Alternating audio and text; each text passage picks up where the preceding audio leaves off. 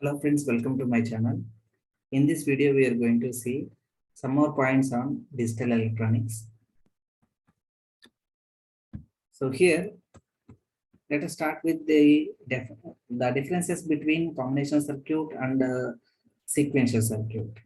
So here, see, this is the combination circuit. So in combination circuit, the output is depend upon present inputs itself. But in sequential circuit, the output is depend upon, this is the output, which is depend upon present input as well as past output. So this we are also called as previous output. So here in the memory element is absent in combination circuit and the memory element is present in sequential circuit. So this one.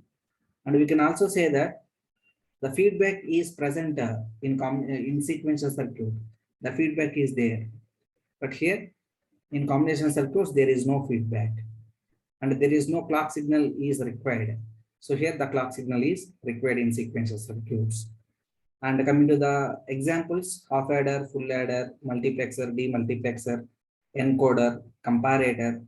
So all these are the examples in combinational circuits. In sequential circuits, flip-flops, counters, registers, all these are the examples. Next, in sequential circuits, again they are classified into two types. One is the synchronous sequential circuits and the second one is the asynchronous sequential circuit. Let us see the definition of these synchronous sequential circuits. The sequential circuits which are controlled by the clock, are called as synchronous sequential circuits. So here the sequential circuits which are not controlled by clock signal are called as asynchronous sequential circuits. This is the major difference between synchronous sequential circuits and asynchronous sequential circuits. So here clock is not required. So here clock is present. So these circuits will be active only when clock signal is present. These circuits will be active in which operations can take place anytime whenever the inputs are applied. So in synchronous sequential circuits, memory elements are nothing but clocked flip-flop.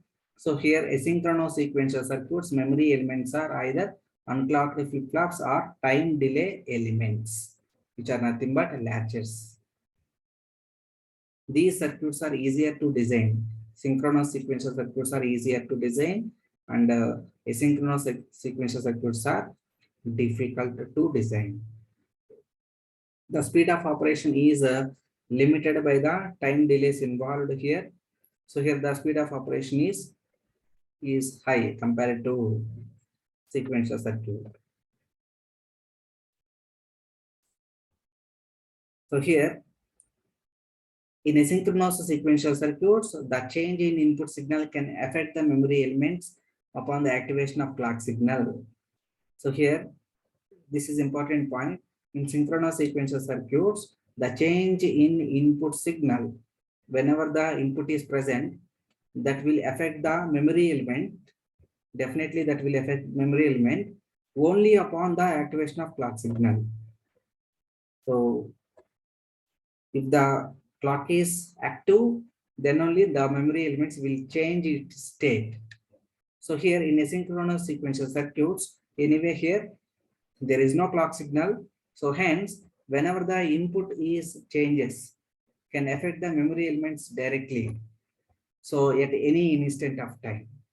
So here the memory elements are nothing but latches, I told you. So here the memory elements are nothing but flip-flops. Next, these are the differences between synchronous sequential circuits and asynchronous sequential circuits.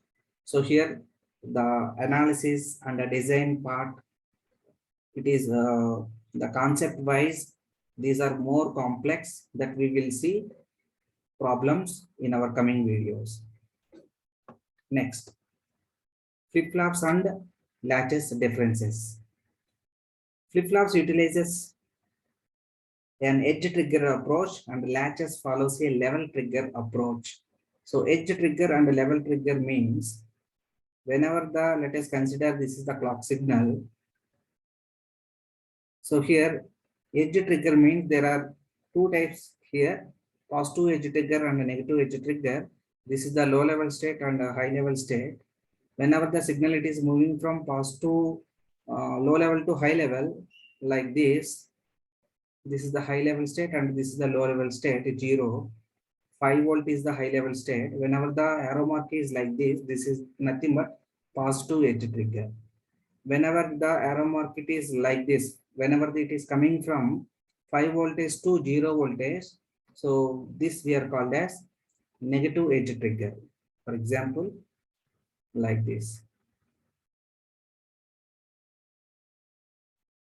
So this is the negative edge trigger. Then what about the level trigger?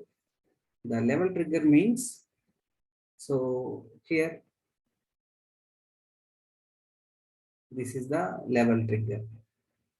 Basically here, the latches are uses this level triggering approach.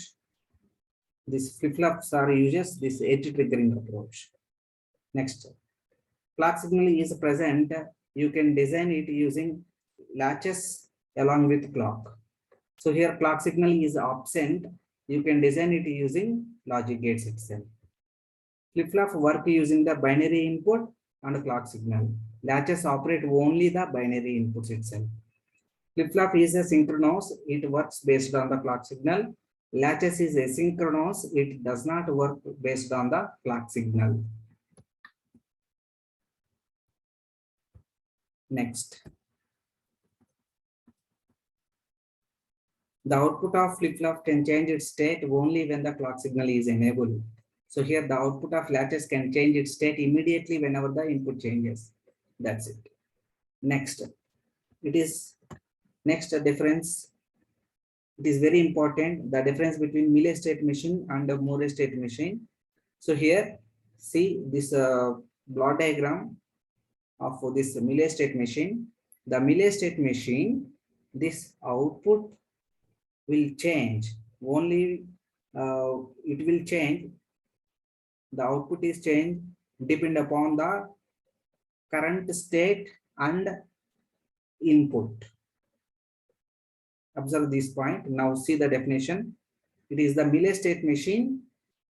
It is a finite state transducer that generates an output based on its current state and the input itself. This is the current state or input itself. So this we are also called as a present state or current state. This means that the state diagram will include both input as well as output signal for each transition state. Anyway, in problems, we are going to use this statement whenever we are dealing with the state diagram problems. So here we are going to use input signal as well as output signal in Mealy state machine. This point you can understand later whenever we are dealing with the problem based on this Mealy state machine and Moore state machine. Next. So here in Moore state machine, so here the output. So the output, it is depend upon the current state only. Current state only. That's it. That is the major difference between Mealy state machine and Moore state machine. So here the Moore state machine, it is a finite state machine that generates an output based on its current state only. So here the transitions are not directly depend upon the input.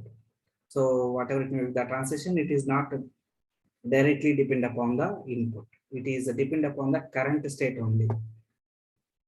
So some more point, the same point you can observe. So these are the differences between the Mealy state machine and Moore state machine.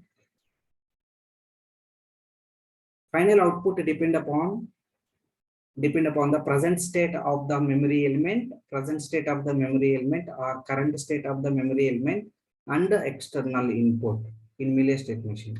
But in Moore state machine, the final output only depend upon the present state of the memory element itself. That's it. Next, it requires less number of states and thereby less hardware is required to solve the problem. Less number of states are required in multi-state machine, and here more number of states are there. So obviously it is more complex. Here, the disadvantage in multi-state machine is if any input transients or glitches are present, that will directly affect the output. So this is the disadvantage. But here, the output remains stable in multi-state machine over entire clock period and changes only when there occurs a state change at clock trigger available at that time. So it is not affected multi-state machine. So here the block diagram, the same thing you can observe in like this also. So here it is a next state logic. So and here the flip-flop and output, the same thing you can observe here. So this is the multi-state machine block diagram and the multi-state machine block diagram. The same thing you can observe here. So hope you understand all these points. We will see some more points in our next video. Thank you.